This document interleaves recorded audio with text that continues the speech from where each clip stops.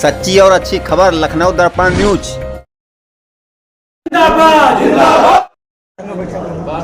धरने पर बैठने का जो मामला है वो माननीय हमारे जिलाधिकारी सरोजिनी नगर डॉक्टर सचिन वर्मा जी की कार्यशैली को लेकर के डॉक्टर सचिन वर्मा जी की जो कार्यशैली है वो बड़ी अत्यंत निंदनीय है। हम लोगों ने पहले भी कई बार जिलाधिकारी और अन्य जो अधिकारी हमारे तहसील दिवसों में या अन्य किसी भी माध्यम से हमसे आते रहे और मिलते रहे, तो हम लोगों ने उनको ज्ञापन देने का काम किया कि इनकी कार्यशैली सही नहीं है। ये यहाँ के डीलरों से मिल करके यहाँ के अन्य कुछ अपने अधिवक्ता साथियों के साथ में जो ये लड़के के आए हैं साथ में, उनको लेकर के प्लाटिंग करवाने का काम कर रहे हैं। इसको लेकर के हम लोगों ने कई बार इनको सूचना दिया, जो ऊपर के अधिकारी हैं जिले लेवल पे। एक बार हमारे यहाँ जिलाधिकारी महोदय आए, उसमें भी हम लोगों ने तमाम चीज़ों को सरोजिनी नगर में घोर भ्रष्टाचार प्राप्त है उसको लेकर के बातचीत की। कल एक मुकदमे की पैरवी हो रही थी, उसमें सचिन वर्मा जी का ही आदेश है। उस आदेश में ये कहा गया था कि हमने एक प्रार्थना पत्र दिया, उसका डिस्पोजल होना था।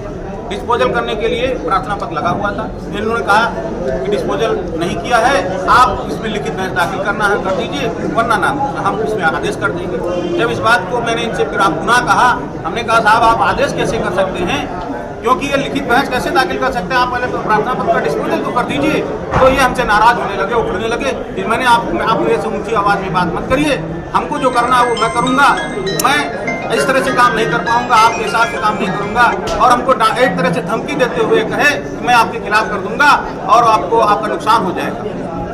इस तरह की घटना फिर मैंने पुरजोर विरोध किया और हमारे साथियों ने इसका विरोध किया, जिसके उपलक्ष्य में आज धरना प्रदर्शन हो रहा है।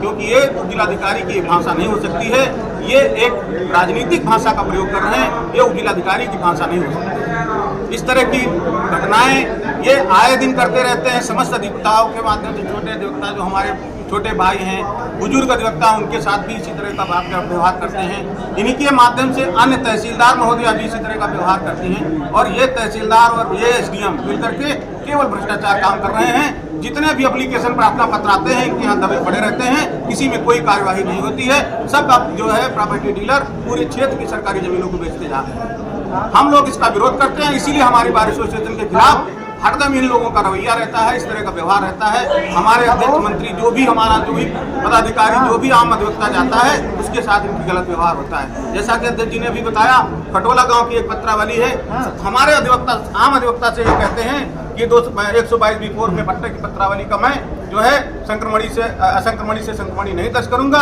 लेकिन इन्हीं महोदय द्वारा अच्छी पैसे लेकर के प्रॉपर्टी डीलरों के पक्ष में खटोला गांव की पत्रावली का 122B4 में पट्टा करने का संक्रमणी दर्ज करने का आदेश किया गया है। ये भ्रष्टाचार को बढ़ावा देता है और ये अधिकारी भ्रष्टाचार को रह करके यहाँ और अधिक बढ़ावा दे रहे हैं। आगे की क्या रणनीति रहेगी आपकी?